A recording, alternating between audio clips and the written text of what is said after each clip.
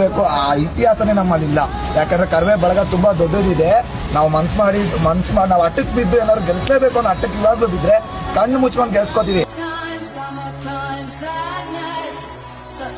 Big boss ಏನಾದ್ರು ಮೋಸ ಮಾಡ್ತು ಅಂದ್ರೆ ಬಿಗ್ ಬಾಸ್ ಯಾವ ತರ ನಡೆಯುತ್ತೆ, ಬಿಗ್ ಬಾಸ್ ಕಲ್ಲೊಡೆಯೋದಂತ ಗ್ಯಾರಂಟಿ. ಅದು ನಾನೊಂದು ಹೆಣ್ಣು ಮಗಳಾಗಿ ಹೇಳ್ತಿದೀವಿ, ನಾವು ರಕ್ಷಣಾ ವೇದಿಕೆ ಹೇಳ್ತಿದೀವಿ. ಅಶ್ವಿನಿ ಗೌಡ್ರು ಗೆದ್ದು ಬರೋದು ಎಷ್ಟು ಸತ್ಯನೋ, ಬಿಗ್ ಬಾಸ್ ಮನೆಗೆ ಒಂದು ಕಲ್ಲು ಬಿದ್ರೆ ನಿಮ್ ಕತೆ ಏನಾಗುತ್ತೆ ಅನ್ನುವ ನೇರ ಎಚ್ಚರಿಕೆಯನ್ನು ಕೂಡ ನಾವು